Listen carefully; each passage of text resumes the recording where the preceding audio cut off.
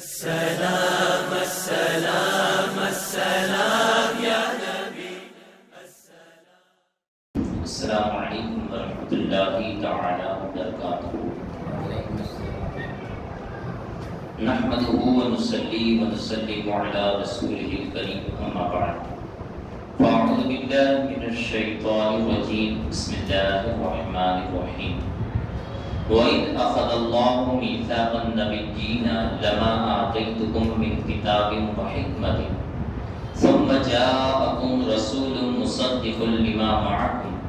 لَتُؤْمِنُنَّ بِهِ وَلَتَنصُرُنَّهُ قَالَ أَأَقْرَرْتُمْ وَأَخَذْتُمْ عَلَىٰ ذَٰلِكُمْ إِصْرِي قَالُوا أَقْرَرْنَا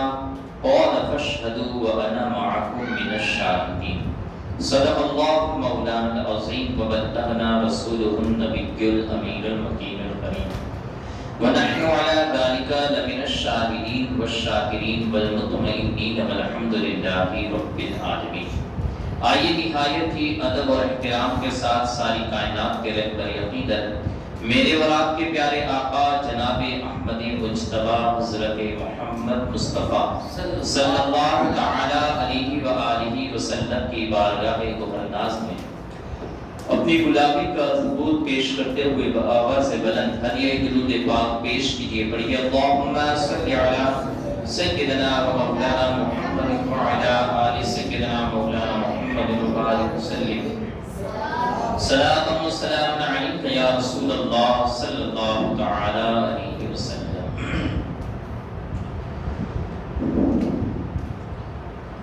ہو سکے تو آج میرے ساتھ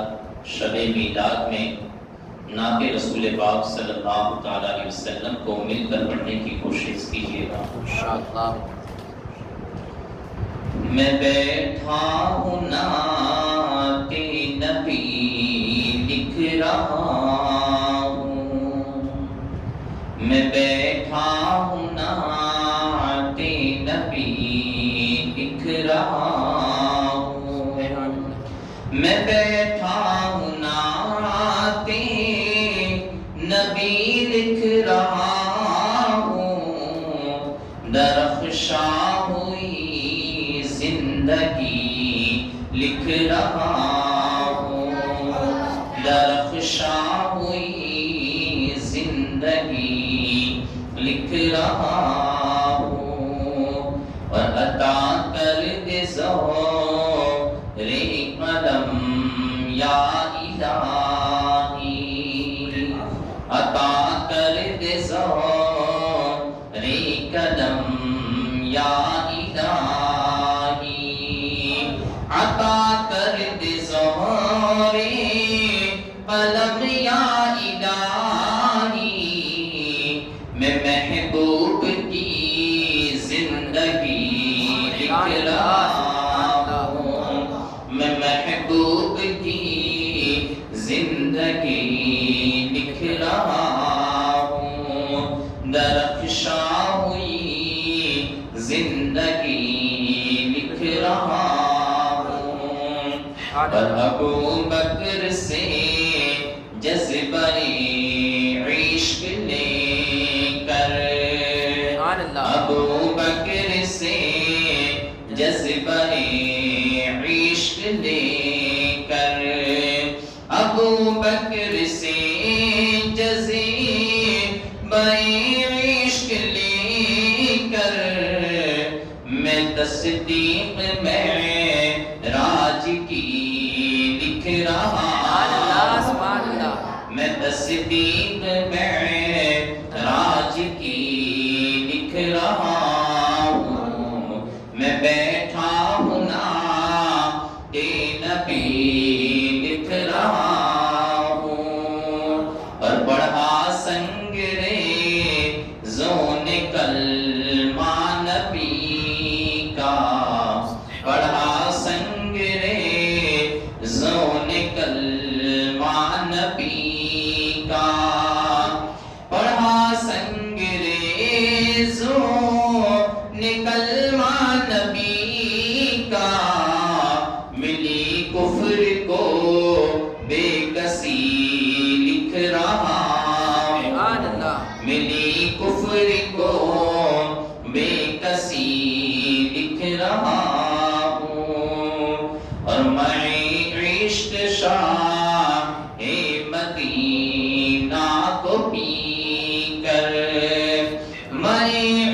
عشق شاہ مدینہ کو پی کر جو حاصل ہوئی بے خودی لکھ رہا ہوں، جو حاصل ہوئی بے خودی لکھ رہا ہوں، درخشاں ہوئی زندگی لکھ رہا ہوں، اور ہوا جس کے جلووں سے عالم منور، ہوا جس کے جلووں سے عالم منور، ہوا جس کے جلووں سے عالم منور، میں اس چاند کی چاندنی لکھ رہا ہوں، میں اس چاند کی چاندنی لکھ رہا ہوں، درخشاں ہوئی زندگی لکھ رہا ہوں، دری مصطفیٰ سے ملی جو عمر کو، دری مصطفیٰ سے ملی جو عمر کو، دری مصطفیٰ سے ملی جو عمر کو، میں ایمان کی روشنی لکھ رہا ہوں، میں ایمان کی روشنی لکھ رہا ہوں، اور بہاری چمن سے غرض کیا ہو مجھے کو، بہاری چمن سے غرض کیا ہو مجھے کو، بہاری چمن سے غرض کیا ہو مجھے کو، میں ایمان کی تازگی لکھ رہا ہوں، میں ایمان کی تازگی لکھ رہا ہوں، میں بیٹھا ہوں نعت نبی لکھ رہا ہوں۔ درود پاک پڑھیے، اللہم صل علی سیدنا و مولانا محمد وعلی آل سیدنا مولانا محمد بارک وسلم،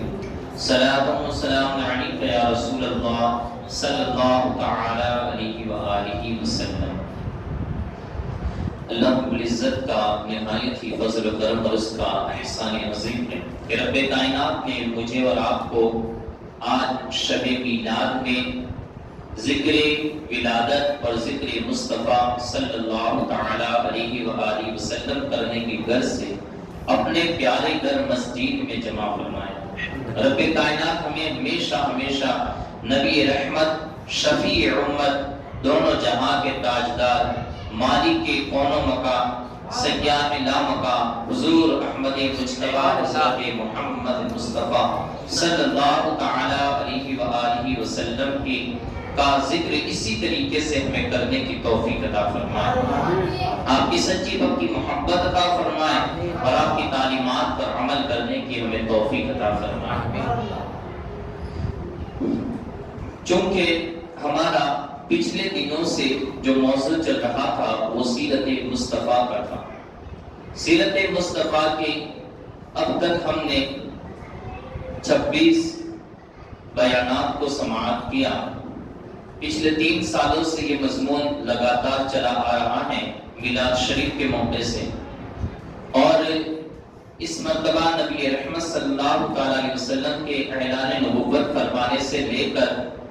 اس وقت تک کہ جب آپ پر ظلم و ستم اور تشدد اور بربریت کا دورہ آپ کے اوپر ایک زمانہ گزرا، اور کافروں نے ہر طریقے کی ظلم و ستم کے آپ کے اوپر آزمائے، وہاں تک ہم نے سماعت کیا۔ انشاءاللہ العزیز اسی سے آگے ہم آئندہ کی جب نشست ہوگی انشاءاللہ العزیز اللہ رب العزت ہمیں سیرت مصطفیٰ کو مکمل کرنے کی توفیق عطا فرمائے آمین آمین۔ اور اسی طریقے سے اسے درس کے طور پر ہمیں پوری سیرت طیبہ کما حق کہو تو ہم نہیں کہہ سکتے، لیکن استطاعت کے مطابق رب کائنات ہمارے سامنے سیرت مصطفیٰ کے ایسے بابوں کو کھول دے کہ جن دروازوں سے ہم نبی رحمت صلی اللہ علیہ وسلم کے عظیم گوشوں کو لے اور امت مصطفیٰ صلی اللہ علیہ وسلم تک ہم اسے پہنچانے کی کوشش کریں۔ رب کائنات ہمیں وہ ذہن عطا فرمائے، وہ فکر عطا فرمائے اور توفیق بھی عطا فرمائے، آمین۔ اللہ رب العزت نے کلام مجید میں ارشاد فرمایا وَإِذْ أَخَذَ اللَّهُ مِيثَاقَ النَّبِيِّينَ لَمَا آتَيْتُكُم مِّن كِتَابٍ وَحِكْمَةٍ ثُمَّ جَاءَكُمْ رَسُولٌ مُصَدِّقٌ لِّمَا مَعَكُمْ لَتُؤْمِنُنَّ بِهِ وَلَتَنصُرُنَّهُ قَالَ أَقْرَرْتُمْ وَأَخَذْتُمْ عَلَىٰ ذَلِكُمْ إِصْرِي قَالُوا أَقْرَرْنَا قَالَ فَاشْهَدُوا وَأَنَا مَعَكُمْ مِنَ الشَّاهِدِينَ۔ اگر اس آیت مبارکہ کو ہم اگر غور سے دیکھیں تو اس میں نبی رحمت صلی اللہ علیہ وسلم کی ایک عظیم زندگی کو بیان کیا گیا ہے۔ آپ کی زندگی کہ کب سے آپ کی زندگی شروع ہوئی اور کہاں پر آ کر اس کی پھر اس کا ظہور ہوا اور پھر اس کی جو انتہا ہے وہ کہاں تک ہے، یہ اس آیت مبارکہ میں ایک پورا سفر ہے نبی رحمت صلی اللہ علیہ وسلم کی زندگی کا۔ ہم اسے کما حق کہو تو سماعت نہیں کر سکتے، لیکن انشاءاللہ العزیز آج چونکہ شب میلاد ہے، نبی رحمت صلی اللہ علیہ وسلم کی ولادت کی یہ رات ہے، اور اس ولادت کی رات کے اندر ہم انشاءاللہ العزیز ذکر ولادت کریں گے اور اس سے نبی رحمت صلی اللہ علیہ وسلم کی ذات مبارکہ سے اپنے آپ کو فیضیاب کریں گے۔ اللہ رب العزت نبی رحمت صلی اللہ علیہ وسلم کی ولادت کے وقت پہ اور آپ کی شب ولادت میں نازل ہونے والی ان تمام رحمتوں برکات سے مجھے اور آپ سبھی کو اور جو کوئی بھی اس شب میلاد میں میلاد پاک منا رہا ہو ان تمام کو مستفیض فرمائے، آمین آمین۔ واقعی میں آپ دیکھئے کہ کلام مجید کا ایک اسلوب ہے کہ موقع محل زندگی میں ایک مرتبہ آتے ہیں، لیکن رب کائنات نے ارشاد فرمایا کہ ان دنوں کو یاد کرتے رہو کہ جس میں اللہ رب العزت نے تمہارے اوپر انعامات فرمائے ہیں، کیونکہ ان دنوں کو یاد کرنے کا حکم اس لیے دیا گیا کہ وہ جو انعام ہوتا ہے وہ اس دین تو عطا کر دیا جاتا ہے، لیکن اس انعام کے ساتھ جو رحمتیں وابستہ ہوتی ہیں، جو برکتیں وابستہ ہوتی ہیں، وہ ہر سال اس دین کے ساتھ نازل ہوتی ہیں، ہر سال اس دن پر۔ اب اگر ہم اس کو دیکھتے ہوئے چلے تو ہمیں اصول کے طور پر کلام مجید میں سورہ قدر نظر آتی ہے کہ رب کائنات ارشاد فرماتا ہے کہ یہ لیلۃ القدر ہے کہ جو 1000 مہینوں سے بہتر ہے۔ اور کیوں 1000 مہینوں سے بہتر ہے؟ تنزل الملائکۃ والروح، کہ اس کے اندر اللہ کے فرشتے اور مقدس روح نازل ہوتی ہیں، یعنی اس کے اندر حضرت جبریل امین فرشتوں کی ایک فوج کے ساتھ اس رات کے اندر تشریف لاتے ہیں۔ نبی رحمت صلی اللہ علیہ وسلم نے اس کو واضح طور پر بھی بیان فرمایا، کہا لیلۃ القدر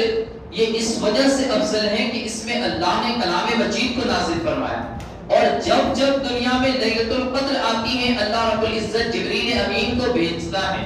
اور ساتھ میں فرشتوں کی ایک بہت بڑی تعداد ہوتی ہے، اور وہ مسلمانوں کے گھر گھر میں جا کر جو لوگ عبادت میں مشغول ہوتے ہیں ان لوگوں کو مبارکبادی پیش کرتے ہیں، ان لوگوں کو سلام پیش کرتے ہیں۔ گویا کہ لیلۃ القدر ایک وہ تھی کہ جس کے اندر کلام مجید کی ایک پہلی آیت نازل ہوئی تھی، اقرأ بسم ربک، یعنی کلام مجید کی شروعات جو ہوئی تھی وہ اس رات کے اندر ہوئی تھی، لیکن اس وقت سے ان رحمتوں کو آنے کی ایک ایسی عادت لگ گئی ہے کہ آج 1400 سال بھی پورے ہو چکے ہیں، 15ویں صدی شروع ہونے والی ہے، اور اس کے اندر بھی وہ رحمتیں لگاتار آج تک بھی آ رہی ہے۔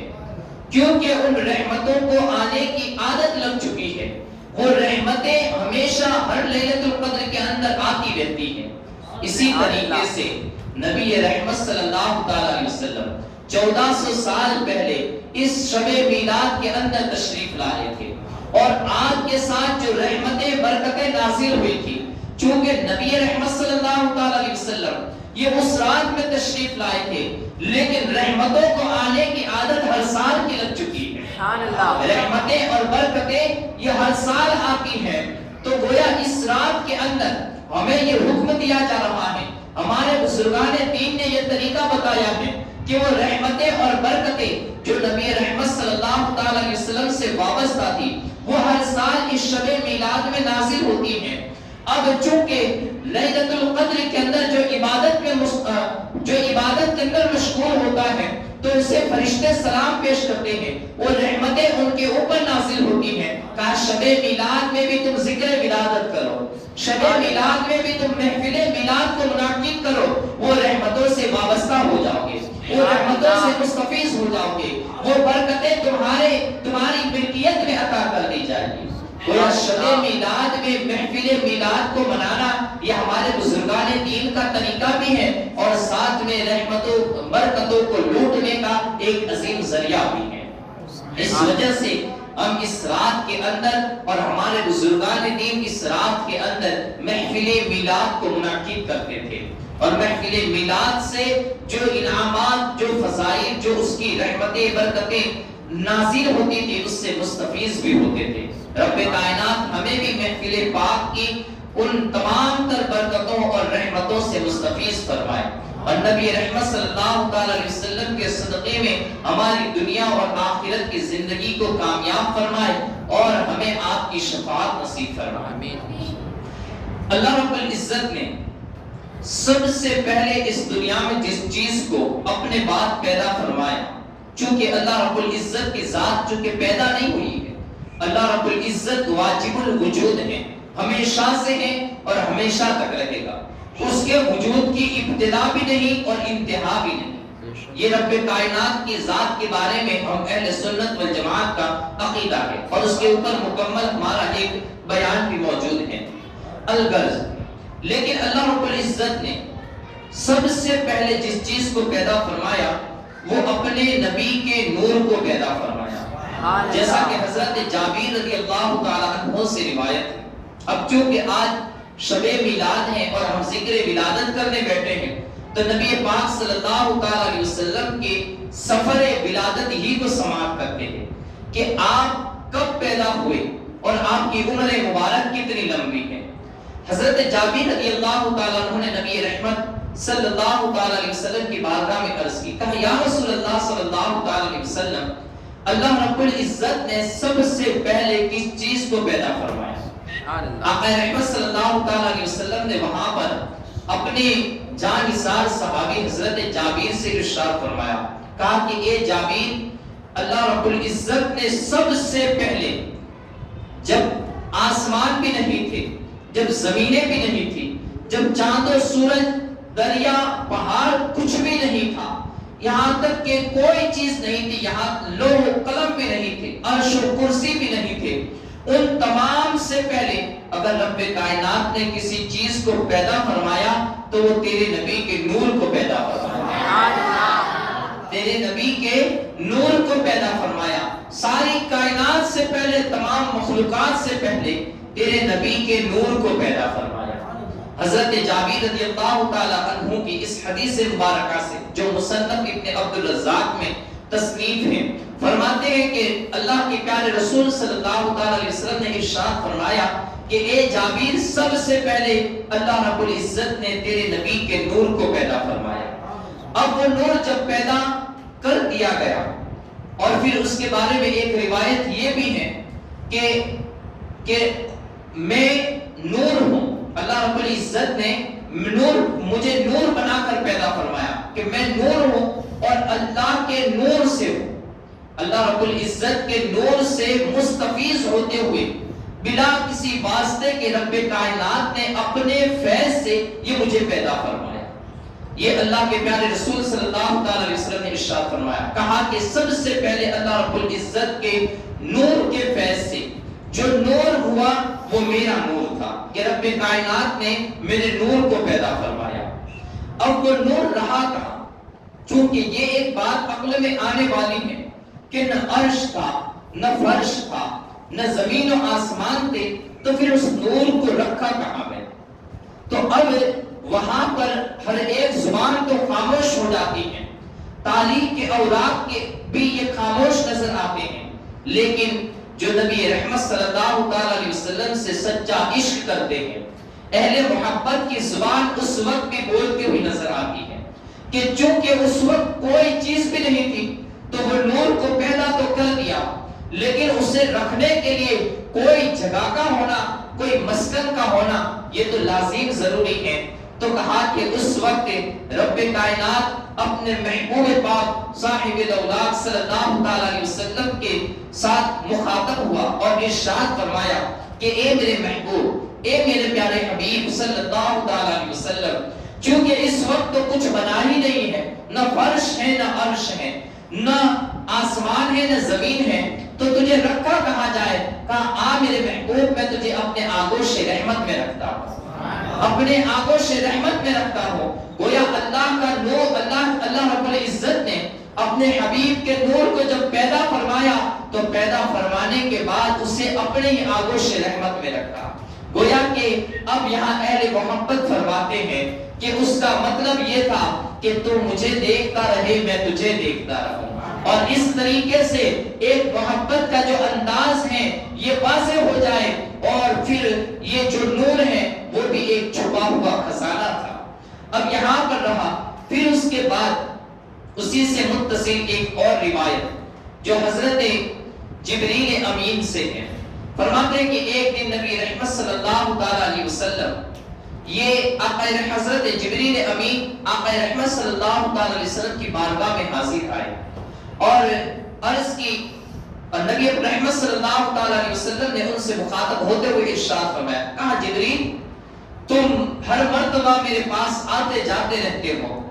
آج بات کرنے کا ایک موقع مل چکا ہے، کہا جبریل بتاؤ کہ اپنی عمر کتنی ہے؟ حضرت جبریل امین نے عرض کی، کہا یا رسول اللہ صلی اللہ علیہ وسلم میں یہ تو نہیں جانتا کہ میری عمر کتنی ہے، لیکن اتنا بتا سکتا ہوں کہ چوتھے حجاب کے اندر ایک ستارہ 72,000 مرتبہ 70,000 سال کے بعد ایک ستارہ چمکتا تھا چوتھے حجاب کے اندر، اللہ تعالیٰ کے حجابات کے چوتھے حجاب کے اندر، اس چوتھے حجاب کے اندر یعنی یوں سمجھ لیجئے کہ 4 پردوں کے پیچھے ایک ستارہ چمکتا تھا، 4 پردوں کے پیچھے ایک ستارہ چمکتا تھا۔ کہا کہ وہ ستارہ 70,000 سال کے بعد ایک مرتبہ چمکتا تھا۔ حضرت جبریل امین فرماتے ہیں کہ میں نے اس ستارے کو جو 4 حجابات کے پیچھے سے چمکتا تھا، 4 حجابات کے پس پردہ چمکتا تھا، میں نے اس ستارے کو 72,000 مرتبہ دیکھا،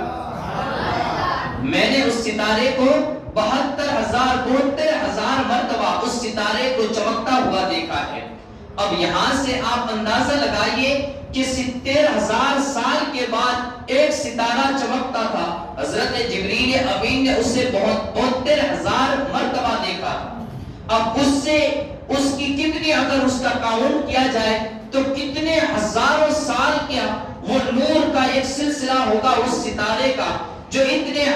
کہ اس کو چمکتے ہوئے یہ کتنے ہزار سال گزر چکے ہوں گے۔ اب جب حضرت جبریل امین اپنی بات کو مکمل کر چکے، نبی رحمت صلی اللہ علیہ وسلم مسکرائے اور آپ نے ارشاد فرمایا وَعِزَّةُ رَبِّ أَنَا ذَلِكَ الْقَوْقَوْ، کہا جبریل امین مجھے میرے رب کی عزت و جلال کی قسم، وہ ستارہ جسے تو 72,000 مرتبہ دیکھ چکا ہے وہ ستارہ کوئی اور نہیں ہے، وہ میرا ہی نور ہے جو چمکتا تھا، وہ میرا نور ہے جو چمکتا تھا۔ 4 حجابات کے پیچھے سے وہ نور جب اپنے سر کو سجدے سے اٹھاتا تھا، وہ نور جب ایک جگمگاتا تھا اور اس نور کی شعاعیں پھوٹتی تھی تو 4 حجابات کے نیچے بھی اس کی روشنی یہ پہنچ جاتی تھی، اور 4 حجابات کے پیچھے سے بھی اس کا چمکنا یہ لوگوں کو نظر آنے لگتا تھا۔ اب وہ نور جو نبی رحمت صلی اللہ علیہ وسلم کا نور ہے، وہ نور حضرت جبریل امین نے 72,000 مرتبہ دیکھا، اور وہ بھی 70,000 سالوں کے بعد دیکھا۔ اب آپ ذرا غور کیجئے کہ نبی پاک صلی اللہ علیہ وسلم کا وہ نور جو رب کائنات نے سب سے پہلے پیدا فرمایا، اس کی عمر مبارک کتنی ہے؟ یہ آقا رحمت صلی اللہ علیہ وسلم کی پہلی تخلیق تھی۔ یہ نبی پاک صلی اللہ علیہ وسلم کا پہلا وجود تھا جو اللہ رب العزت نے نور کی شکل میں عطا فرمایا، جو اللہ رب العزت نے نور کی شکل میں عطا فرمایا۔ اب یہ پہلا وجود تھا۔ اب اس کے بعد وہ نور کی عمر کو آپ اس طریقے سے بھی اندازہ لگائیے۔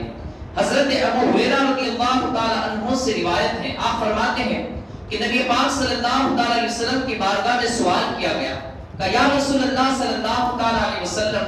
اللہ رب العزت نے آپ کو نبوت کب عطا فرمائی، کہ آپ پر نبوت یہ واجب کب ہوئی؟ تو نبی پاک صلی اللہ علیہ وسلم نے ارشاد فرمایا، کہا کہ کنت نبیا و آدم بین الروح والجسد، کہا میں اس وقت نبی تھا جب ابھی حضرت آدم علیہ السلام کا جسم یہ مٹی اور روح کے درمیان تھا، یعنی آپ کا پتلا مبارک، آپ کا جسم اطہر یہ بھی تیار بھی نہ ہوا تھا، اور اللہ رب العزت نے مجھے نبوت عطا فرما دی تھی۔ بلکہ ایک اور روایت حضرت امام زین العابدین رضی اللہ تعالیٰ عنہ سے ہے، سند بھی بڑی عظیم سند ہے۔ آپ فرماتے ہیں کہ مجھے میرے والد ماجد حضرت امام حسین رضی اللہ تعالیٰ عنہ نے بیان کیا۔ امام حسین فرماتے ہیں مجھے میرے والد ماجد حضرت مولا کائنات مولا علی شیر خدا رضی اللہ تعالیٰ عنہ نے بیان کیا۔ حضرت مولا علی فرماتے ہیں کہ مجھے نبی رحمت صلی اللہ علیہ وسلم نے ارشاد فرمایا کہ اللہ رب العزت نے مجھے زمین و آسمان کی پیدائش سے 50,000 سال پہلے پیدا فرمایا۔ زمین و آسمان کی پیدائش سے 50,000 سال پہلے پیدا فرمایا۔ اب ان تمام روایات کو ہم اپنے سامنے رکھیں۔ کسی روایات میں آیا کہ 14,000 سال پہلے پیدا فرمایا، کسی میں آیا 50,000 سال پہلے پیدا فرمایا۔ ایک روایت میں آیا کہ حضرت آدم کا ابھی جسم اطہر تیار بھی نہ ہوا تھا، اور رب کائنات نے مجھے نبی بنا دیا تھا، اور ساتھ میں مجھے خاتم النبیین یہ عرش کے اوپر لکھ دیا تھا۔ یعنی جب عرش کو پیدا فرمایا، اس کے بعد جتنی بھی چیزیں جو پیدا ہوئی وہ نبی پاک صلی اللہ علیہ وسلم کے نور کے پرتوں سے پیدا ہوئی۔ آپ کے نور کے فیض سے ان تمام چیزوں کو اللہ رب العزت نے پیدا فرمایا۔ اس نور کے حصے کیے جاتے رہے، کسی سے لوح کو پیدا فرمایا، کسی سے قلم کو پیدا فرمایا، کسی سے عرش کو پیدا فرمایا، کسی سے آسمانوں کو پیدا فرمایا، کسی سے زمین کو پیدا فرمایا، کسی سے جنت کو پیدا فرمایا۔ تو اس طریقے سے وہ پیدائش ہوتی گئی، لیکن جو سب سے پہلی پیدائش تھی، جو سب سے پہلا وجود تھا، وہ نور مصطفیٰ صلی اللہ علیہ وسلم کا تھا۔ اب یہاں پر اس کی عمر مبارک کو دیکھیے اور پھر غور کیجیے کہ یہ جو 50,000 سال ہے، یہ 72,000 سال ہے، یہ جو 70,000 سال ہے، یہ دنیاوی زندگی کے حساب سے بھی نہیں، یہ دنیاوی زندگی کے حساب سے بھی نہیں ہے، اس لیے کہ دنیاوی زندگی میں وقت اس وقت مقرر ہوا جب اللہ رب العزت نے دن اور رات کو پیدا فرمایا۔ دن اور رات اس وقت مقرر ہوئے جب رب کائنات نے چاند اور سورج کو پیدا فرمایا، کیونکہ سورج کے پھرنے سے یہ دن مقرر ہوتا ہے، اور یہی وجہ ہوتی ہے کہ دن کبھی لمبا بھی ہوتا ہے، کبھی مختصر بھی ہو جاتا ہے۔ تو گویا کہ سورج کے ہونے سے یہ دن کا وجود ہے، چاند کے ہونے سے رات کا وجود ہے۔ اب یہ اس وقت کی بات ہے جب کہ چاند و سورج اور دن رات کسی چیز کا وجود ہی نہیں تھا۔ تو اب اس وقت جو دین کی کیفیت تھی وہ کیا تھی؟ چونکہ دین اگر جسے کہا جائے تو وہ ایک مقررہ وقت کو کہا جاتا ہے، مقررہ میعاد کو کہا جاتا ہے، جس میں انسان یا رب کائنات نے جو نظام مقرر کیا ہے اس سے پتہ لگ جائے کہ اس وقت سے لے کر اس وقت تک دین ہے، اور اس وقت سے لے کر اس وقت تک رات ہے۔ تو ایک مقررہ وقت کو دن اور رات کہا جاتا ہے، لیکن اس وقت تو دن اور رات کچھ تھا ہی نہیں۔ سورج اور چاند کچھ تھا ہی نہیں، تو پھر اس وقت یہ کس طریقے سے پتا چلے کہ وہ ماہ و سال یہ کتنے عرصے کے تھے؟ چونکہ ابھی اب اگر ہم سال کا اندازہ لگانے جائیں تو 365 دن سے ہم سال کا اندازہ لگا سکتے ہیں، لیکن وہ وقت تو وہ وقت تھا کہ جہاں پر رات اور دن تھے ہی نہیں، تو پھر کس طریقے سے سال کا اندازہ لگایا جا سکتا ہے؟ مہینوں کا اندازہ کس طریقے سے لگایا جا سکتا ہے؟ تو اب آپ دیکھیے، ہم کلام مجید کو دیکھیں، کلام مجید میں دین کی جو آخرت کے دین ہیں، دنیاوی دین نہیں بلکہ آخرت کے جو دین ہیں، ان دینوں کی ایک میعاد اور اس کا ایک وقت بتایا گیا ہے کہ جو آخرت کے دین ہوں گے، یعنی آسمانی جو دین ہوں گے، ان دینوں کی مقدار 50,000 سال کی بتائی گئی کہ دنیا کے جو 50,000 سال کا عرصہ ہوتا ہے تو وہاں کا ایک دین ہوتا ہے، یعنی آخرت میں ایک دین کی میعاد، جسے آقا رحمت صلی اللہ علیہ وسلم نے حدیث مبارکہ میں بھی واضح فرمایا کہ قیامت کا دین ایک دین 50,000 سال کا ہوگا۔ تو ایسے وہاں کے جو دین کی میعاد مقرر ہیں وہ گویا کہ 50,000 سال کی ہیں۔ اب اس انداز سے ہم 72,000 سال کو کاؤنٹ کریں، 70,000 سالوں کو کاؤنٹ کریں، ان 50,000 سالوں کو کاؤنٹ کریں تو نور مصطفیٰ کی عمر کتنے اربوں سال ہو جائے گی،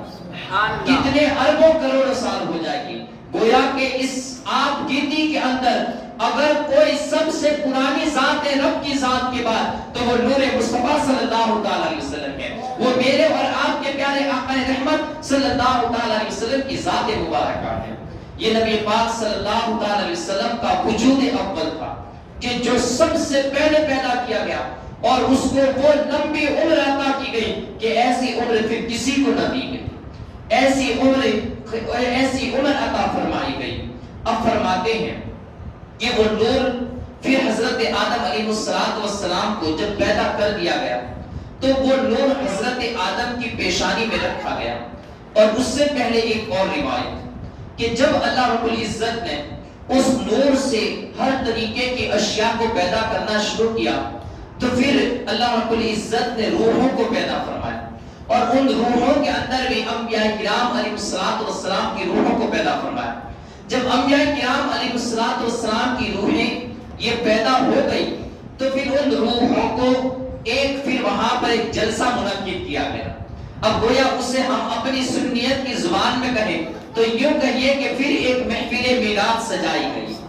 ایک نبی رحمت صلی اللہ علیہ وسلم کی شان و عظمت کا ایک جلسہ رب کائنات نے مقرر فرمایا، اور وہاں پر رب کائنات نے یہ خطیب کی حیثیت سے گویا اللہ رب العزت وہاں انبیاء کی ارواح اور انبیاء کی روحیں یہ سامنے موجود تھی، اور اللہ رب العزت کی ذات یہ ان کے سامنے مخاطب تھی۔ کہتے ہیں روایت میں آتا ہے المواہب اللدنیہ کے اندر یہ روایت موجود ہے، فرماتے کہ انبیاء کرام علیہ السلام کی روحیں اس قدر چمک رہی تھی اور ان کا جو نور تھا وہ اس طریقے سے پھوٹ رہا تھا کہ گویا ہر ایک نور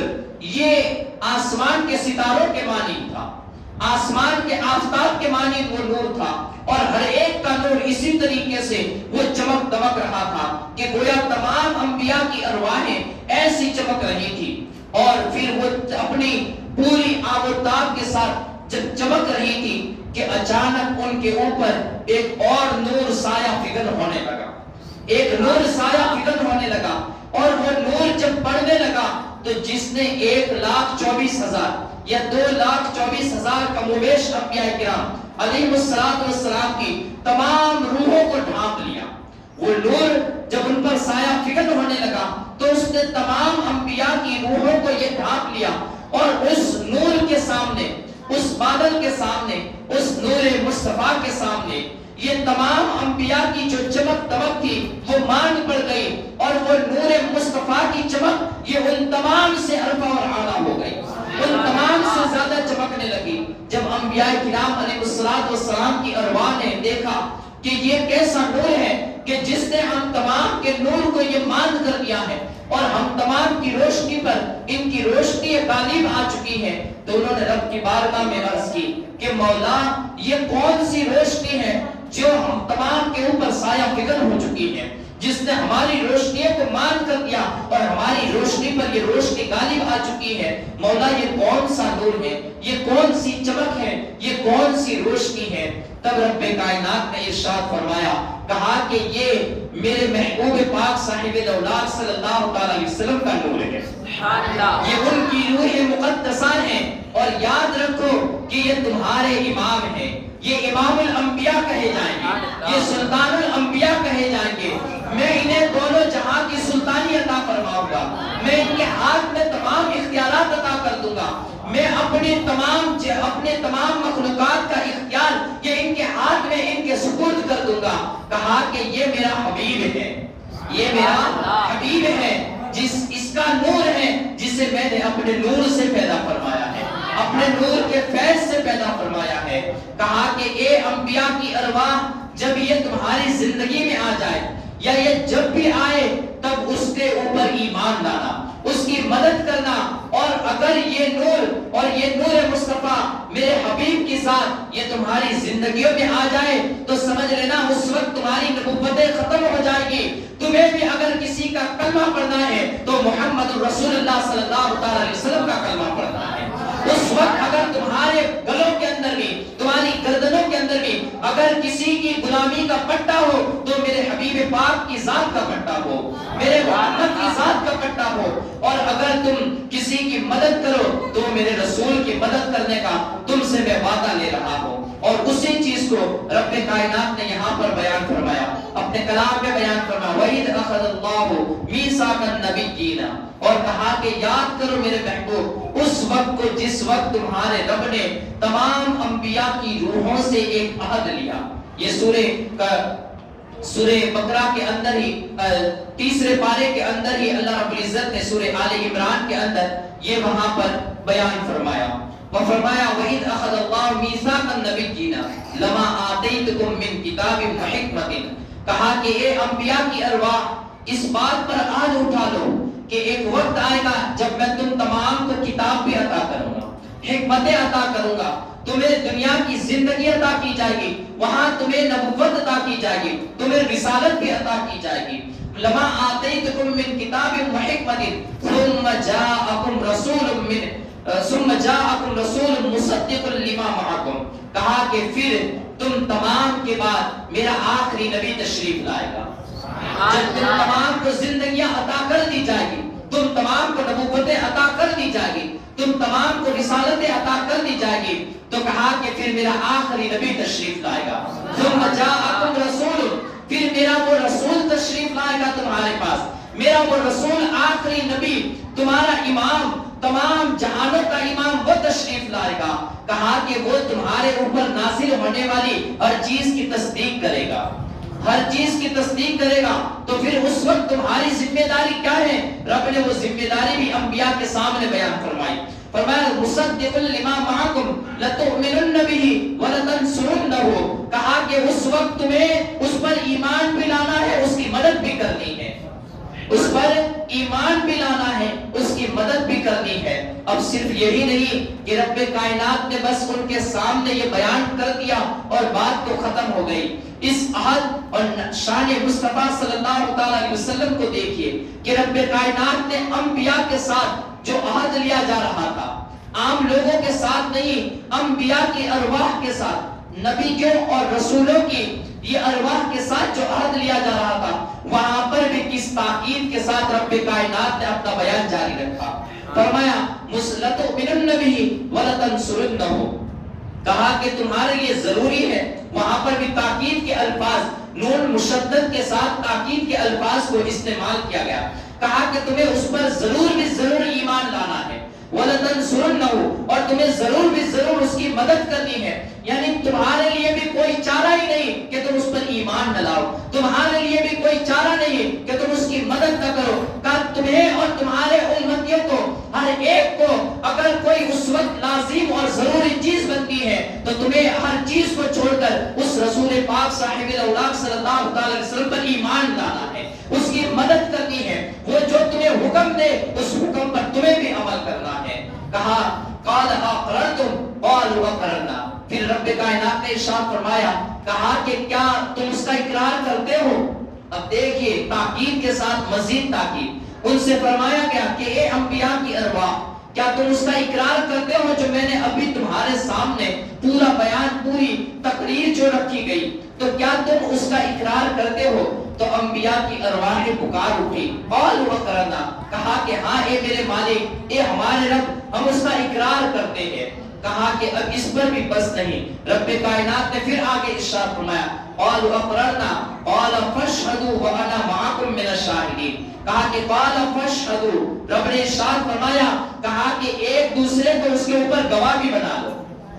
ایک دوسرے کو کیسی تاکیدیں ہے، یہ شان مصطفیٰ ہے، یہ نبی رحمت صلی اللہ علیہ وسلم کی عظمت و شان ہے کہ جب اسے بیان کیا جائے تو پھر ایسی تاکید اور ایسی شان و عظمت کے ساتھ ذات مصطفیٰ کو بیان کیا جائے۔ مصطفیٰ کی عظمت جب بیان کی جائے، مصطفیٰ کی ذات کو جب بیان کیا جائے تو اس سامنے والوں کو یہ نہ لگنا چاہیے کہ کوئی اچھے انسان کی کہانی پیش کی جا رہی ہے، نہیں، جب سامنے مصطفیٰ کی ذات کو بیان کیا جائے تو بیٹھنے والوں کے دلوں کے اندر، سامنے والوں کے دلوں کے اندر محبت مصطفیٰ پیدا ہو جائے، محبت رسول پیدا ہو جائے، اور انہیں لگ جائے کہ یہ کسی اچھے انسان کی کہانی نہیں، یہ دونوں جہاں کے سلطان کی، دونوں جہاں کے مالک و مختار کی داستانیں پیش کی جا رہی ہیں۔ سبحان اللہ۔ رب نے ارشاد فرمایا فاشهدوا، ایک دوسرے کو اس پر گواہ بنا لو، ایک دوسرے کو گواہ بنا لو کہ تم نے یہ وعدہ کیا ہے، رب کے سامنے وعدہ کیا ہے، وَأَنَا مَعَكُمْ مِنَ الشَّاهِدِينَ، تم بھی ایک دوسرے کو گواہ بناؤ اور میں تم سب کے اوپر گواہ بن جاتا ہوں۔ یہ رب نے ارشاد فرمایا۔ اب وہ نور مصطفیٰ جو وہاں پر جلوہ فکر ہوا اور تمام انبیاء کی ارواح پر وہ نور غالب آ گیا، تمام ارواح انبیاء کی روشنیاں اس کے سامنے مان پڑ گئی۔ پھر جب حضرت سیدنا آدم علیہ السلام کا جسم اطہر تیار ہوا تو پھر اس کے بعد وہ نور مصطفیٰ کو رب کائنات نے یہ حضرت سیدنا آدم علیہ السلام کی پیشانی کے اندر رکھا، اور یہی وجہ تھی کہ جہاں جہاں حضرت آدم جاتے تو فرشتوں کی ایک بڑی لمبی چوڑی تعداد یہ آپ کے سامنے رہتی اور ہمیشہ وہ نور مصطفیٰ کا دیدار کرتی۔ ہمیشہ جہاں جہاں حضرت آدم ہوتے فرشتوں کا میلہ وہاں وہاں ہوتا، گویا کہ جہاں جہاں مصطفیٰ کی ذات ہے میلہ بھی وہیں پر ہے۔ مصطفیٰ کی ذات، وہ نور مصطفیٰ حضرت آدم کی پیشانی میں رکھا گیا۔ اب وہاں پر جو فرشتوں کو بھی سجدہ کرایا گیا تو کہا جاتا ہے کہ وہ اگرچہ جس میں اطہر یہ حضرت آدم کا تھا لیکن سجدہ اصل میں اس نور مصطفیٰ کو تھا، سجدہ اصل میں اس نور مصطفیٰ کو تھا۔ اب حضرت آدم علیہ السلام یہ زمین پر تشریف لائے، اور زمین پر تشریف لانے کے بعد کئی سالوں تک، 300 سالوں تک یا 300 سال سے بھی زیادہ تک آپ زمین میں تنہا اپنے رب کی بارگاہ میں گریہ اور زاری کرتے رہے۔ پھر اچانک چونکہ وہ جنت میں رہ چکے تھے، جنت کی نعمتوں سے مستفیض ہو چکے تھے، وہ تمام چیزوں کو چھوڑ کر اب دنیا کی زندگی میں آئے تھے۔ 300 سال کا عرصہ گزر گیا، حضرت آدم علیہ السلام روتے رہے، گڑ گڑاتے رہے، عاجزی اور انکساری کرتے رہے۔ المواہب الدنیا کے اندر وہ تمام الفاظات موجود ہیں۔ الغرض ہم انبیاء کرام علیہ السلام کی شان کے اندر ایک ادنا گستاخی کا بھی لفظ اور خیال بھی ہمارے دماغوں میں نہیں لینا چاہتے۔ انبیاء کرام حضرت آدم علیہ السلام 350 سال تک اس زمین پر پھرتے رہے، روتے رہے، گڑ گڑاتے رہے، یہاں تک کہ اچانک پھر ایک دن آسمان کی طرف نگاہ اٹھی، آسمان کی طرف نگاہ اٹھی اور وہ نگاہ عرش کے اوپر جا کر ٹھہر گئی، عرش کے اوپر جا کر ٹھہری۔ جب وہاں پر دیکھا کہ رب کے عرش کے ایک پائے کے اوپر اور جہاں جہاں نظر جا رہی ہے وہاں پر جہاں پر بھی رب کا نام لا الہ الا اللہ کے ساتھ لکھا ہے تو پیچھے محمد رسول اللہ صلی اللہ علیہ وسلم بھی لکھا ہے۔ اس وقت یاد آ گیا کہ جب جنت میں سیر کرتا تھا تو جنت کے ہر طرف پر لا الہ الا اللہ محمد رسول اللہ صلی اللہ علیہ وسلم لکھا ہوا میں نے دیکھا تھا، بلکہ صرف درخت پر ہی نہیں بلکہ درخت کے ہر شاخ پر اور ہر شاخ کے ہر پتے کے اوپر میں نے نام محمد کو لکھا ہوا پایا تھا۔ جنت کے دروازوں پر اس نام محمد صلی اللہ علیہ وسلم کو میں نے لکھا ہوا پایا تھا، عرش کے ہر پائے پر میں نے اس نام مصطفیٰ کو پایا تھا، عرش کے ہر ستون پر میں نے نام مصطفیٰ کو پایا تھا، جنت کی ایک ایک چیز کے اوپر میں نے نام مصطفیٰ کو لکھا ہوا پایا تھا۔ کہا واقعی یہ وہ نام ہے جو عظمت والی ذات کا ہی نام ہے، یہ وہی ذات مصطفیٰ، یہ وہی ذات ہے، یہ وہی نور ہے، یہ وہی نام ہے کہ جو اس نور کا نام ہو سکتا ہے جس کی روشنی نے تمام ارواح انبیاء کی روشنی کو ماند کر دیا تھا۔ اب وہاں پر اسی نام کا واسطہ رب کی بارگاہ میں پیش کیا، رب کی بارگاہ میں وہ واسطہ پیش کیا گیا اور رب کی بارگاہ میں کہا اے مولا اس نام پاک کی برکتیں عطا فرما دے، اس نام پاک کا واسطہ قبول فرما لے۔ اب وہاں سے رب کی رحمتیں مسکراتے ہوئے حضرت آدم کے ساتھ مخاطب ہوئی،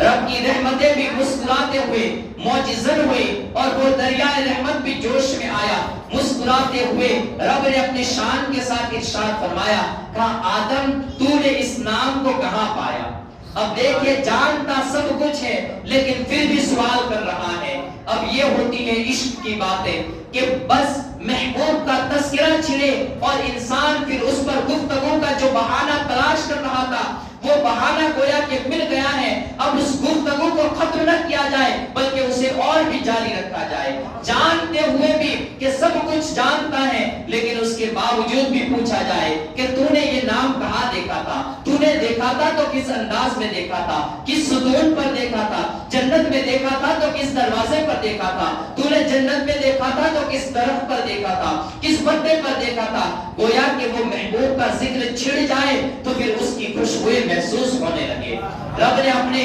بندے حضرت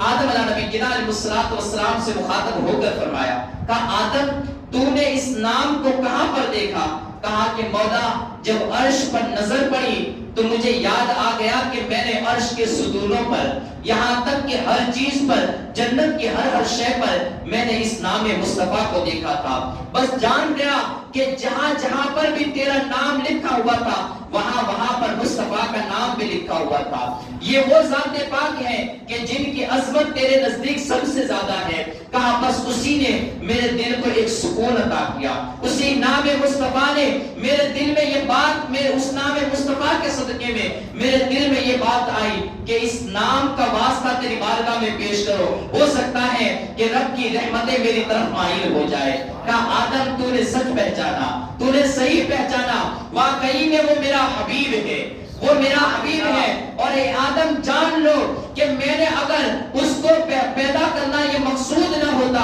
اس کو وجود میں لانا مقصود نہ ہوتا تو میں کسی چیز کو بھی وجود نہ عطا فرماتا، یہاں تک کہ اے آدم میں تجھے بھی پیدا نہ کرتا۔ تو گویا کہ نبی پاک صلی اللہ علیہ وسلم کی ذات مبارکہ یہ تمام سے ارفع اور اعلیٰ اور عظمت و شان والی ذات مبارکہ ہے۔ اب حضرت آدم علیہ نبی علیہ السلام نے اور جو انبیاء کرام علیہ السلام سے وعدہ لیا گیا تھا کہ تمہیں اپنے تمام حواریوں کو، اپنی اولاد کو، اپنی نسل کو اور اپنے جانثاروں کو، اپنی امتیوں کو میرے مصطفیٰ کے چرچے سنانے ہیں، ان کے نام کو، ان کی سیرت کو سنانا ہے۔ گویا ابھی نبی آئے نہیں ہیں لیکن ان کا ذکر پہلے سے ہو رہا ہے۔ نبی پاک صلی اللہ علیہ وسلم کی ولادت نہیں ہوئی ہے لیکن حضرت آدم علیہ السلام اپنے بیٹے حضرت شیش کو مخاطب کرتے ہوئے کہتے ہیں، اے میرے بیٹے شیش، اللہ رب العزت نے تمہیں اکیلے پیدا فرمایا ہے۔ حضرت آدم علیہ السلام کے جب بھی بیٹے پیدا ہوتے تو دو ساتھ میں پیدا ہوتے، لیکن نور مصطفیٰ کو حضرت آدم سے آگے کی طرف منتقل کرنے کی باری آئی تو حضرت شیش کو اکیلے پیدا فرمایا۔ گویا اس نور مصطفیٰ میں بھی دو حصے نہ ہوئے اور پھر وہ نور مصطفیٰ ایک ساتھ حضرت شیش کی پیشانی کے اندر آ گیا، حضرت شیش کی صلب اطہر کے اندر آ گیا۔ حضرت آدم علیہ السلام نے دیکھا کہ واقعی میں وہ نورانیت اور وہ خوشبوئیں جو آج تک میرے اندر سے نکلتی تھی وہ حضرت شیز کے اندر سے نکلتی ہوئی نظر آ رہی ہے۔ ایک دن اپنے بیٹے کو تنہا بلایا، اپنے پاس بٹھایا، کہا کہ میرے بیٹے تیری صلب کے اندر، تیری پیٹھ کے اندر اللہ رب العزت نے نور مصطفیٰ کو منتقل کر دیا ہے۔ کہا کہ یہ اللہ کی امانت ہے، اسے پاک جسموں کے اندر ہی منتقل کیا جاتا ہے۔ اب یہ یاد رکھنا کہ اسے جب آگے منتقل کرو تو پاک رحم کو تلاش کرنا، پاک بیوی کو تلاش کرنا، اور اس مصطفیٰ کے نور کی امانت جو رب نے تمہیں سپرد کی ہے اس کی اہمیت کو جاننا، اس میں ذرہ برابر بھی غفلت نہ کرنا۔ حضرت شیس علیہ السلام اپنے والد ماجد کی بارگاہ میں گویا ہوئے، کہا میرے والد ماجد، رب کائنات نے آپ کو سب سے پہلے پیدا فرمایا ہے، سب سے پہلے تمام انسانیت کے باپ ہوئی جو مقام اور مرتبہ ہے، جو حیثیت ہے وہ آپ کو عطا کی گئی ہے۔ کہا میرے والد بزرگوار، وہ ذات جس کا آپ تذکرہ کر رہے ہیں کیا وہ مجھ سے بھی، آپ سے بھی اعلیٰ ہے، یا آپ سے بھی ان کا مقام اور مرتبہ زیادہ ہے؟ حضرت آدم علیہ السلام کچھ دیر کے لیے ٹھہرے اور پھر کہا کہ تم اپنے باپ کی بات کرتے ہو، اپنے والد کی بات کرتے ہو۔ کہا کہ وہ ذات مقدسہ کا مقام اور اس کی عظمت و شان یہ ہے کہ اگر اسے پیدا کرنا مقصود نہ ہوتا تو رب کائنات تمہارے والد حضرت آدم کو بھی پیدا نہ فرماتا۔ رب کائنات اس کائنات کے اندر کسی بھی چیز کو وجود نہ عطا فرماتا۔ کہا کہ وہ ذات مقدسہ یہ تمام سے عظمت و شان والی ذات ہے۔ اب یہ نور پاک صلبوں سے پاک رحموں کی طرف منتقل ہوتا چلا گیا، اس کے بیچ میں کوئی ایسا ناپاک رشتہ بھی نہ جڑا جس سے وہ نور آگے کی طرف منتقل ہوا ہو۔ کہا یہاں تک کہ یہ نور حضرت عبد المطلب کے پیشانی میں جگمگانے لگا، حضرت عبد المطلب کی پیشانی میں جگمگانے لگا۔ حضرت ابراہیم کے بھی 2 بیٹے ہوئے، ان 2 بیٹوں میں سے حضرت اسماعیل کی طرف منتقل ہوا، اور حضرت اسماعیل سے پھر منتقل ہوتا ہوا یہ عرب ہی کی سرزمین پر حضرت سیدنا عبد المطلب کی صلب اطہر کے اندر وہ نور مصطفیٰ آیا۔ کہا جاتا ہے، روایتوں میں آتا ہے کہ جب وہ نور مصطفیٰ یہ حضرت عبد المطلب کے اندر منتقل ہوا تو حضرت عبد المطلب کے جسم سے مشک و عنبر کی خوشبوئیں پھوٹتی تھی، جہاں سے آپ گزرتے تھے بغیر عطر لگائے ہوئے وہ راستے مہک جایا کرتے تھے۔ وہ کون سی چیز تھی جو راستوں کو مہکاتی تھی؟ وہ نور مصطفیٰ کی خوشبوئیں تھی جو راستوں کو مہکاتی تھی، وہ نور مصطفیٰ کی شعاعیں تھی جو ہر چیز کو منور کرتی تھی۔ یہاں تک کہ کہا جاتا ہے کہ حضرت عبد المطلب کی پیشانی کے اندر وہ نور چمکتا تھا اور اس کی روشنیاں ایسی تھی کہ بڑے بڑے بادشاہ بھی یہ حضرت عبد المطلب کے سامنے مرعوب ہو جایا کرتے تھے، وہ ڈر جایا کرتے تھے، آپ کی تعظیم اور تکریم کے لیے اپنے تخت کو چھوڑ دیتے تھے۔ جب حضرت سیدنا عبد المطلب رضی اللہ تعالیٰ عنہ جب ابرہہ نے خانہ کعبہ پر حملہ کیا اور اس کے تمام قریش کے اونٹوں کو وہ ہانک کر اپنے لشکر میں لے گیا اور وہ خانہ کعبہ کو منہدم کرنے کے لیے آیا ہوا تھا، تو حضرت عبد المطلب اس سے بات چیت کرنے کے لیے پہنچے۔ قریشیوں نے کہا کہ آپ مکہ کے سردار ہیں، آپ جائیے اور ہمارے اونٹوں کو لے آئیے، اور قریش کے 200 اونٹ یہ ابرہہ ہانک کے لے گیا تھا، اس کے غلام ہانک کے لے گئے تھے، کئی ہزار بکریوں کو لے گئے تھے۔ حضرت عبد المطلب جب وہاں پر پہنچے تو کہتے ہیں جبل سبیر پر جب حضرت سیدنا عبد المطلب پہنچے تو آپ کی پیشانی کے اندر سے وہ نور کی شعاعیں ظاہر ہوئی اور اس نے خانہ کعبہ تک کے پورے علاقے کو جگمگا دیا۔ حضرت عبد المطلب وہاں پر سمجھ گئے اور اپنے ساتھیوں سے کہا کہ گھبراؤ نہیں، اس نور کا ظاہر ہونا اور اس کا ہر چیز کو منور کر دینا اس بات کی نشانی ہے کہ اللہ رب العزت قریش ہی کو غلبہ عطا فرمائے گا، قریش ہی کو یہ فتح عطا فرمائے گا۔ کہا ڈرو مت، ابرہہ اگرچہ کتنا بڑا لشکر لے آیا ہے لیکن اگر کسی کو فتح نصیب ہوگی تو وہ عرب والوں کو، یہ قریشیوں کو ہی فتح نصیب ہوگی۔ کہتے ہیں اس کے بعد حضرت سیدنا عبد المطلب یہ وہاں پر ابرہہ کے سامنے پہنچے۔ ابرہہ اپنے تخت پر بیٹھا ہوا تھا، اپنی کرسی پر بیٹھا ہوا تھا، لیکن جیسے ہی حضرت سیدنا عبد المطلب کو اپنے دربار میں آتا ہوا دیکھا تو وہ نور مصطفیٰ کی ہیبت اور اس کا رعب اس طریقے سے تھا کہ اس نے اپنے تخت کو چھوڑ دیا اور وہ نیچے کی طرف بیٹھ گیا اور حضرت سیدنا عبد المطلب کو اپنے برابر بٹھایا وہاں پر اپنے تخت سے اٹھ کر وہ تعظیم مصطفیٰ کے لیے نیچے کی طرف آ گیا، وہ ادب مصطفیٰ سے مرعوب ہو گیا، وہ ہیبت میں آ کر حضرت عبد المطلب کو اس نے تخت پر بٹھایا اور پھر وہاں پر آپ سے بات چیت کرنے لگا۔ اسی وقت جب حضرت سیدنا عبد المطلب یہ وہاں سے نکل کر یہ آگے کی طرف جا رہے تھے تو پھر دیکھا کہ جو ابرہا کا ہاتھی تھا جس کا نام محمود تھا، تمام ہاتھیوں کا سردار تھا اور اس کا بڑا ہی مقام اور رتبہ تھا، وہ ہاتھی نے جب حضرت سیدنا عبد المطلب کو دیکھا اور آپ کی پیشانی کے اندر وہ نور مصطفیٰ کو چمکتا دمکتا ہوا دیکھا تو کہتے ہیں کہ وہ ہاتھی یہ اپنے طریقے سے حضرت عبد المطلب کے سامنے سجدے میں گر گیا اور اللہ رب العزت نے اسے قوت گویائی عطا فرمائی اور اس نے اپنے انداز کے اندر ایسا کلام کیا کہ اس نے اس کے کلام کو عبد المطلب اور آپ کے ساتھی جتنے تھے ان تمام نے بھی اس کے کلام کو سماعت کیا اور وہاں پر اس ہاتھی نے حضرت عبد المطلب کو مبارکبادی پیش کی، کہا کہ عبد المطلب آپ کو مبارک ہو کہ آپ کی پیشانی میں چمکنے والا جو نور ہے وہ نور مصطفیٰ صلی اللہ علیہ وسلم ہے۔ کہتے ہیں حضرت عبد المطلب کی پیشانی کے اندر وہ نور مصطفیٰ چمکتا رہا یہاں تک کہ ایک دن آپ حرم کعبہ کے اندر یہ آرام کر رہے تھے، حرم کعبہ میں آپ سوئے ہوئے تھے کہ اچانک خواب سے جب بیدار ہوئے، نیند سے جب بیدار ہوئے تو کیا دیکھتے ہیں؟ آنکھیں سرمگی ہیں،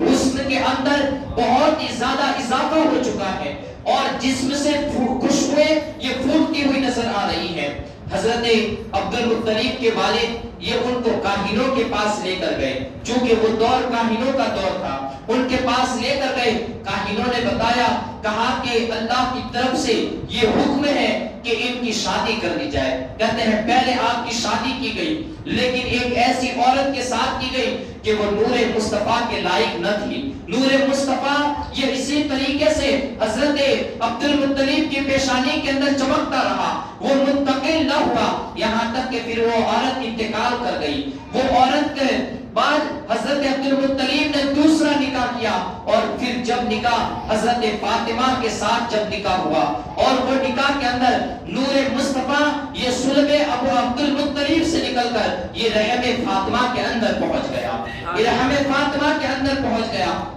اب دیکھیے کہ پھر اسی رحم سے حضرت عبداللہ رضی اللہ تعالیٰ عنہ پیدا ہوئے۔ کہتے ہیں اب وہ نور مصطفیٰ جو عبد المطلب سے منتقل ہوا تھا وہ رحم فاطمہ سے ہوتے ہوئے حضرت عبداللہ کے اندر جگمگانے لگا۔ حضرت عبداللہ رضی اللہ تعالیٰ عنہ یہ جب آپ چلتے تھے تو پھر وہی خوشبوئیں، وہی روشنیاں، وہی آب و تاب جو حضرت عبد المطلب کے اندر پائی جاتی تھی وہ نور مصطفیٰ کی بدولت حضرت عبداللہ کے اندر پائی جانے لگی۔ اب حضرت عبداللہ کو لے کر آپ کے والد ماجد حضرت عبد المطلب نکاح کے لیے آپ کو لے کر جا رہے تھے کہ راستے ہی کے اندر ایک عورت جس کا نام فاطمہ شامیہ تھا، وہ ملک شام کی عالمہ تھی، توریت اور انجیل کی عالمہ تھی، وہ ملک شام سے اپنے وطن کو خیرآباد کر کے اپنے وطن کو چھوڑ کر کے یہ مکہ میں آ کر آباد ہو چکی تھی۔ ایک راستے پر اس نے اپنی ایک جھونپڑی بنائی تھی، وہ شام کی ایک بہت بڑی عالمہ تھی، وہاں کے تمام لوگ یہ اس سے توریت اور انجیل کا استفادہ حاصل کرتے تھے، اس سے علم حاصل کرتے تھے، لیکن اس نے اپنے وطن کو چھوڑ دیا تھا، اپنی مجلسوں کو یہ اس نے ترک کر دیا تھا اور وہاں سے تمام چیزوں کو چھوڑ کر وہ مکہ المکرمہ میں آ کر ایک جھوپڑی میں سکونت پذیر اس نے اختیار کی تھی، وہاں کا ساکین ہو چکی تھی۔ اب وہاں پر اس کے آنے کا جو ارادہ تھا وہ ارادہ اب مکمل ہونے جا رہا تھا۔ کہتے ہیں حضرت عبد المطلب یہ وہاں سے جب گزرنے لگے تو وہ فاطمہ شامیہ جو وہیں پر راستے میں بیٹھی ہوئی تھی، گویا کہ اس نے یہ نشانی بھی پڑی ہوئی تھی کہ ایک دن وہ نبی رحمت صلی اللہ علیہ وسلم کے والد میرے دروازے کے سامنے سے گزریں گے اور میرے دروازے کے سامنے سے گزریں گے، میری ان پر نظر پڑے گی، تب جا کر خود ان کے سامنے میں خود نکاح کا پیغام رکھوں گی کہ آپ میرے ساتھ نکاح فرما لیں، مجھے اپنی زوجیت میں قبول کر لیں۔ کہتے ہیں وہ وقت آ گیا اور فاطمہ شامیہ کے وہ انتظار کی گھڑیاں پوری ہوئی، حضرت عبداللہ رضی اللہ تعالیٰ عنہ اپنے والد ماجد حضرت عبد المطلب کے ساتھ جب جا رہے تھے تو وہ فاطمہ شامیہ نے 2 لمحے کے لیے مہلت کو طلب کیا، کہا کہ وہ اونٹ جو آپ کے والد ماجد نے آپ کے فدیے کے طور پر 100 اونٹوں کی جو قربانی پیش کی تھی، آپ اگر مجھ سے نکاح کر لے تو وہ 100 اونٹوں کا فدیہ یہ میں خود ادا کر دوں گی، 100 اونٹ یہ میں تمہارے والد کو ہدیہ کے طور پر دے دوں گی، لیکن آپ مجھ سے نکاح کر لے۔ حضرت عبداللہ رضی اللہ تعالیٰ عنہ نے کہا کہ ابھی تو میرے والد ماجد مجھے کسی خاص کام سے مجھے لے کر کہیں جا رہی ہے، جب مجھے وقت ملا تو پھر آ کر میں تم سے گفتگو کروں گا۔ کہتے ہیں حضرت عبداللہ رضی اللہ تعالیٰ عنہ یہ چلے گئے اور پھر اسی سفر کے اندر حضرت عبد مناف کی ایک بیٹی حضرت آمنہ رضی اللہ تعالیٰ عنہا سے آپ کا عقد قرار پایا، آپ کا نکاح ہوا، اور اسی نکاح کے اندر حضرت عبداللہ کی صلب اطہر سے نور مصطفیٰ منتقل ہو کر حضرت آمنہ کے رحم کے اندر ہو گیا، منتقل ہو گیا، حضرت آمنہ کے رحم کے اندر آ گیا۔ کہتے ہیں پھر کئی وقت گزر گیا، حضرت عبداللہ کے دماغ سے وہ بات بھی نکل گئی، پھر کئی وقت کے بعد جب آپ اس راستے پر آئے تب انہیں یاد آیا کہ مجھے اس راستے میں کسی نے روکا تھا، اور مجھے اب میرے زوجیت کے اندر آنا کسی نے اس کی ایک تمنا کو ظاہر کیا تھا، اور اس فاطمہ شامیہ کے گھر میں پہنچے، کہا کہ تم مجھ سے کچھ بات کرنا چاہتی تھی۔ اب وہاں پر اس نے جب نگاہ اٹھائی، چونکہ انتظار کرتے ہوئے وہ بھی اپنے چہروں کو نیچے جھکا چکی تھی، اب جب حضرت عبداللہ رضی اللہ تعالیٰ عنہ یہ جب واپس تشریف لائے اور آپ نے پھر اسے اسی زوجیت کو قبول کرنا چاہا، اپنی زوجیت میں اس کو قبول کرنا چاہا، تو اس نے پھر نگاہ اٹھائی، نگاہ اٹھی تو پیشانی کے اوپر جا کر تھم گئی، کہا کہ عبداللہ اب مجھے تمہاری کوئی حاجت نہیں ہے، اس لیے کہ میں یہاں پر آپ سے نکاح کی تمنا لے کر نہیں آئی تھی، بلکہ وہ نور مصطفیٰ جو کل تک آپ کی پیشانی میں چمک رہا تھا، میں اس کی امانت اور اس امانت کی امین بننا چاہتی تھی، میں اسی وجہ سے اپنے وطن کو چھوڑ کر یہاں آئی تھی۔ کہا مجھے تو اس نور مصطفیٰ کی طلب تھی، مجھے تو وہ نور مصطفیٰ کی امانت کا امین بننا تھا، کہا میں تو اس کی طلب کے اندر اپنی ہر چیز کو قربان کرنے کے لیے آئی ہوئی تھی، کہا وہ نور مصطفیٰ یہ آپ کی پیشانی میں مجھے دکھائی نہیں دے رہا ہے، آپ بتائیے کہ کیا آپ کا عقد ہو چکا ہے، آپ کا نکاح ہوا ہے یا نہیں؟ کہا ہاں میرا نکاح ہو چکا ہے۔ کہا پھر اب مجھے کوئی تمنا نہیں رہی ہے۔ کہتے ہیں کہ اس نے اپنا سامان سب سمیٹا اور پھر ملک شام کی جانب روانہ ہو گئی۔ دیکھیے یہ نور مصطفیٰ کی طلب تھی جو انسانوں کو آپ کے آنے سے پہلے کہاں سے لے کر کہاں تک کے سفر کرا چکا تھا، یہ نور مصطفیٰ تھا۔ نور مصطفیٰ صلی اللہ علیہ وسلم اب حضرت آمنہ کے رحم پاک کے اندر منتقل ہو گیا۔ عربوں نے کہا ہے، تاریخ نگاروں نے ان باتوں کو نقل کیا ہے کہ جس رات نبی رحمت صلی اللہ علیہ وسلم کا وہ نور اور آپ کا جسم اطہر کا وہ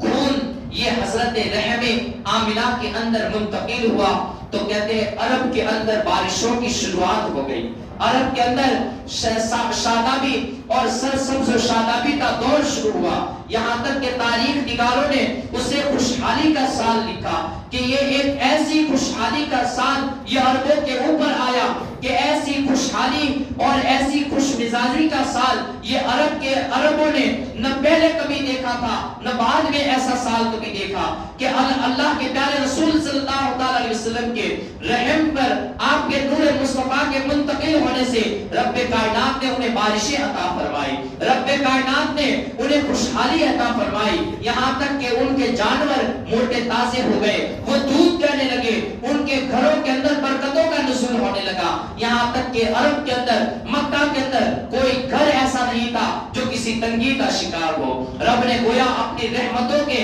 تمام خزانوں کو مکہ کے لیے کھول دیا، اپنی برکتوں کے تمام خزانے یہ عربوں کے لیے کھول دیے گئے۔ کہتے ہیں وہاں پر سبزہ اگنے لگا، جانور موٹے تازے ہونے لگے، بارشیں ہونے لگی، اور ہر طرف یہ شادابی ہی شادابی یہ وہاں پر نظر آنے لگی۔ حضرت آمنہ فرماتی ہے کہ 6 مہینے گزر گئے، لیکن کہتی ہیں کہ مجھے اس حمل کا بوجھ تک بھی محسوس نہ ہوا،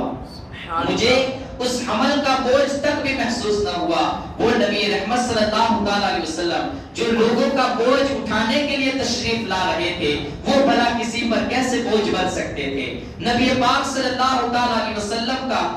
جب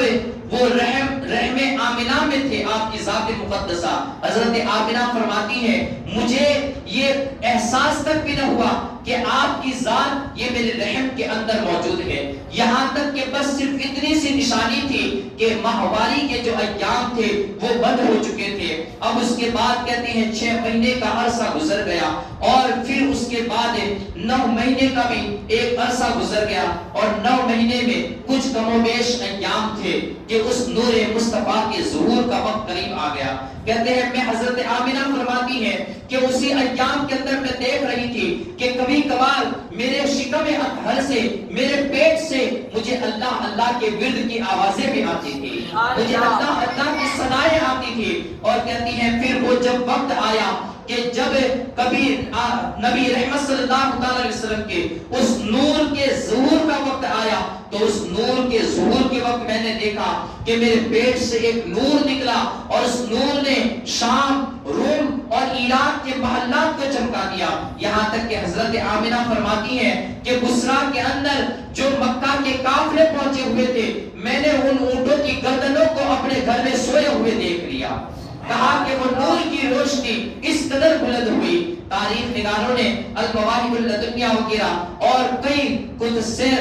سیر نے ان باتوں کو نقل کیا ہے۔ حضرت آمنہ فرماتی ہے کہ اس نور کی شعاعیں بلند سے بلند تر ہوتی جاتی، یہاں تک کہ پھر میں نے دیکھا کہ آسمان سے کچھ پرندے یہ میری طرف آئے۔ وہ پرندے آتے تھے جن کی چونچیں، جن کی چونچ یہ زبرجد کی تھی، اور اسی طریقے سے وہ نورانی پرندے یہ میرے گھر کے کبھی دروازے سے داخل ہوتے تو کھڑکیوں سے نکل جاتے، کبھی کھڑکیوں سے نکل آتے تو دروازے کی طرف سے نکل جاتے۔ کہتے ہیں وہ نورانی مخلوق بھی آنے لگی۔ پھر کہتی ہیں کچھ لمبی لمبی یہ بیویاں، کچھ عورتیں آئی۔ میں نے وہاں پر میں سوچ میں پڑ گئی کہ یہ عبد مناف کی بیٹیاں، یہ انہیں کس نے خبر کر دی کہ میرے گھر ولادت کا وقت قریب آ چکا ہے؟ انہیں کس نے بتا دیا اور یہ اس وقت یہاں کیا کر رہی ہے؟ کہتی ہیں وہ بیویاں میرے پاس قریب آئی، وہ اس قدر روشن اور تابناک عورتیں تھی کہ میں انہیں دیکھ کر مجھے ڈر ہونے لگا۔ میں نے کہا کہ تم کون ہو؟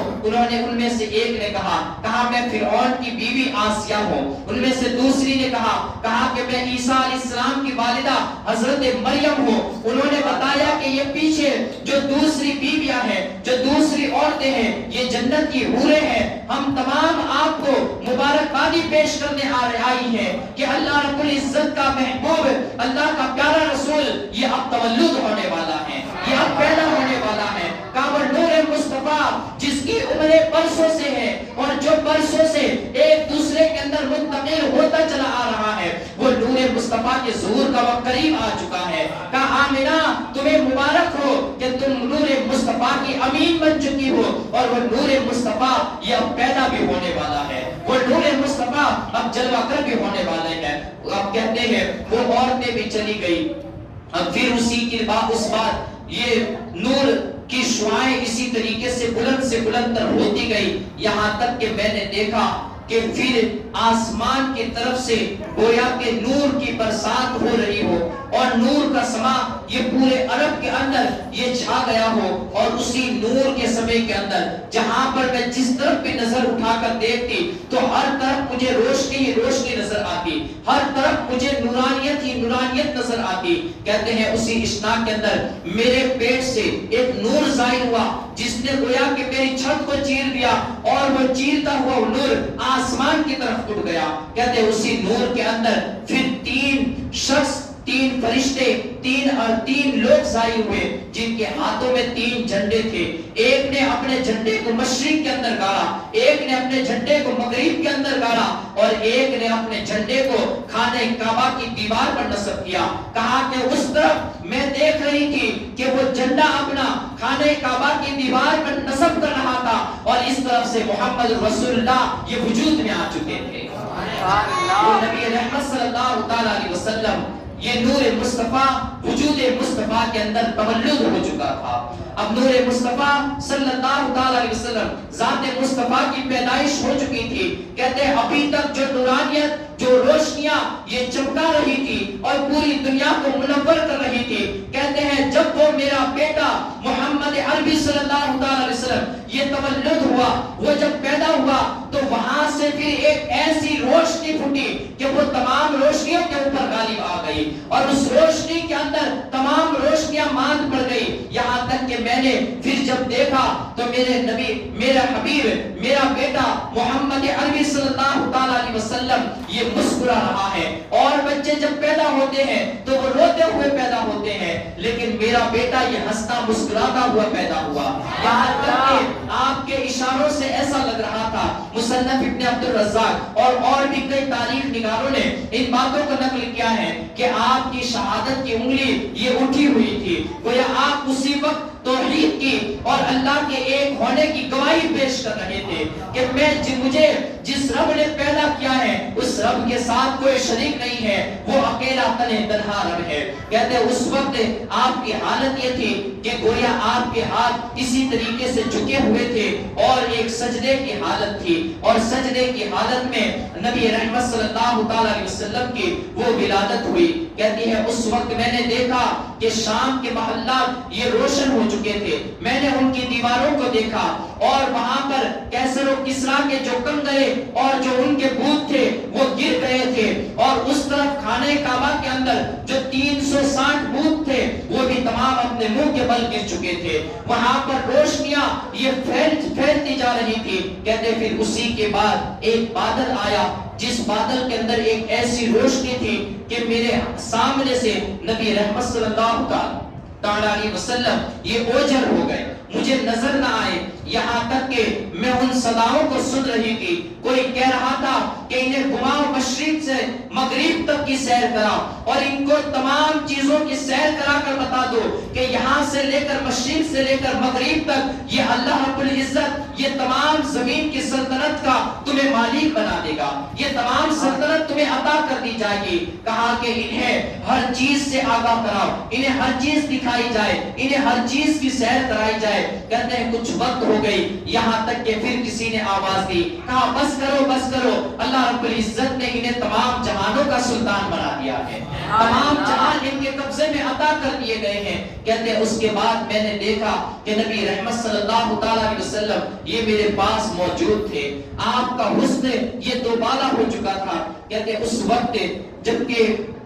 یہی نورانیت کا ایک عالم تھا کہ میں نے 3 لوگوں کو دیکھا، ایک کے ہاتھ میں سراہی تھی، ایک کے ہاتھ میں ریشم کا کپڑا تھا اور ایک کے ہاتھ میں ایک تشت تھا. وہ وہاں پر آئے اور وہ جب بادل جہاں پر آپ کو اونجل کیا گیا تھا، جہاں پر آپ مجھے گائیڈ نظر آئے، اس وقت ایک نے سراہی سے جنت کا پانی نکالا، اس جنت کے پانی سے آپ کو غسل دیا گیا. کہتے ہیں اس کے بعد اس تشت کے اندر جو رومال رکھا ہوا تھا اس رومال سے آپ کے جسم اطہر کو پوچھا گیا، اس کے اندر تمام چیزیں رکھتے جاتے اور پھر نبی پاک صلی اللہ تعالی علیہ وسلم کو گویا کہ جو غسل بھی دیا گیا وہ دنیا کے پانی سے نہیں بلکہ جنت کے پانی سے آپ کو غسل دیا گیا، جنت کے پانی سے غسل بھی دے دیا گیا، تمام چیزوں کی سیر بھی کرا دی گئی. اور اب اس کے بعد وہ نبی رحمت صلی اللہ تعالی علیہ وسلم کو حضرت آمنہ رضی اللہ تعالی عنہا کے گود کے اندر عطا کیا گیا. حضرت آمنہ فرماتی ہیں میں نے اپنے نور نظر کو اٹھایا تو کہتی ہیں آپ نے مسکرائے تو آپ کے دانتوں سے روشنی نکلی جس نے روم کے محلات کو چمکا کے رکھ دیا، بصرہ کے محلات وہاں تک چمک گئے. اس کے بعد حضرت ایک شفا خاتون تھی، انہوں نے کہا کہ میں نے نبی رحمت صلی اللہ تعالی علیہ وسلم کی ولادت کے وقت یہ وہاں پر موجود تھی، جب آپ مسکرائے تو اس وقت آپ کے منہ سے ایک روشنی نکلی کہ اس روشنی کے نکلنے کو اور اس کی جو چمک تھی اس کو میں نے اپنی نگاہوں سے میں نے دیکھا، اس کا مشاہدہ کیا. اور جو حضرت آمنہ کی روایت ہے اسی کے مطابق حضرت شفا فرماتی ہے کہ میں نے بھی دیکھا کہ شام کے محلات چمک اٹھے ہیں. حضرت عثمان بن عاص عمرو بن عاص رضی اللہ تعالی عنہ کی والدہ حضرت فاطمہ بیان کرتی ہے کہ میں نبی رحمت صلی اللہ علیہ وسلم کی ولادت کے وقت موجود تھی. میں نے دیکھا کہ آسمان سے ستارے زمین کے اس طریقے سے قریب آ گئے ہیں کہ مجھے ڈر اور خدشہ محسوس ہونے لگا کہ یہ ستارے کہیں میرے اوپر ٹوٹ نہ پڑے, میرے اوپر گر نہ پڑے. کہا کہ ستارے یہ زمین کے اس قدر قریب ہو چکے تھے, گویا اللہ رب العزت یہ زمین کو یہ اپنے ستاروں سے منور کر رہا تھا. یہ لائٹیں جو آج ہم لوگ لگا رہے ہیں, اللہ رب العزت گویا وہاں پر ہمارے بزرگان دین فرماتے ہیں کہ رب کائنات نے نبی رحمت صلی اللہ علیہ وسلم کی ولادت کے اور ان ستاروں کو زمین کے قریب کیا اور زمین کو منور کر دیا, زمین کو آراستہ کر دیا. کہتے ہیں اب وہ نبی رحمت صلی اللہ علیہ وسلم کی ولادت ہو گئی. اس طرف جب ولادت ہوئی تو دوسری طرف بتایا جاتا ہے کہ قریش کے جانوروں نے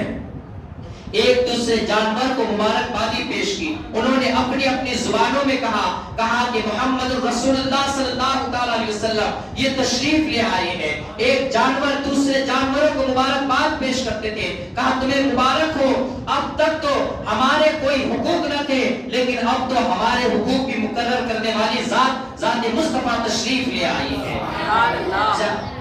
سمندر کے جانوروں نے, مچھلیوں نے, مشرق کی مچھلیوں نے مغرب کی مچھلیوں کو خوشخبریاں دی. کہا کہ محمد رسول اللہ تشریف لے آئے ہیں, اللہ کا رسول یہ تشریف لایا ہے. یہاں تک کہ ہر مخلوق نے اپنے اپنی زبان میں ایک دوسرے کو مبارکبادیاں پیش کی. اور اسی وقت مکہ کی سرزمین پر ایک یہودی بھی وہاں پر تجارت کے سلسلے میں آیا ہوا تھا. حضرت ماں عائشہ صدیقہ رضی اللہ تعالی عنہا سے روایت ہے, وہ بیان فرماتی ہے کہ مکہ کے اندر ایک یہودی اس وقت آیا ہوا تھا جس روایت کو ہم نے اپنے بزرگوں سے سنا ہے کہ جب وہ یہودی وہاں پر پہنچا تو اس نے اس رات جب کہ نبی پاک صلی اللہ علیہ وسلم تولد ہوئے, آپ کی ولادت ہوئی, تو اس یہودی نے قریشیوں کو مخاطب کیا, تمام کو اس صبح کے اندر میلاد پاک کی صبح کے اندر جمع کیا اور کہا کہ اے قریشیوں جمع ہو جاؤ اور میری بات کو غور سے سنو, میری بات کو دھیان سے سنو.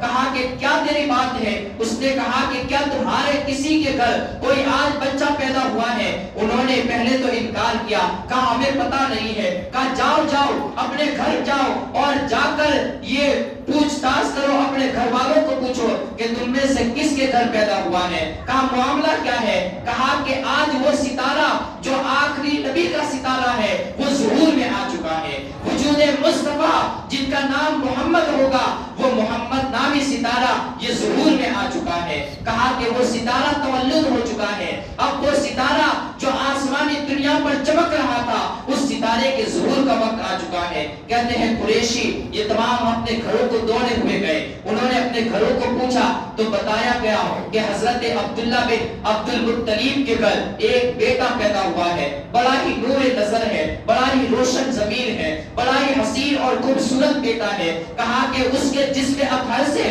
روشنیاں اس طریقے سے نکل رہی ہے کہ ہر چیز کو منور اور تابناک کر رہی ہے. کہتے ہیں اب وہ قریشی دوڑے ہوئے اس یہودی کے پاس آئے, کہا کہ ہاں ہم میں سے ایک گھر عبداللہ ابن عبد المطلب کے گھر میں ایک بیٹا پیدا ہوا ہے اور اس کا نام محمد رکھا گیا ہے. کہا کہ مجھے اپنے ساتھ لے چلو, میں اس بچے کا دیدار کرنا چاہتا ہوں, میں اس بچے کی زیارت کرنا چاہتا ہوں. کہتے ہیں قریشی اسے لے کر حضرت عبداللہ کے مکان پر پہنچے. یہودی نے حضرت نبی رحمت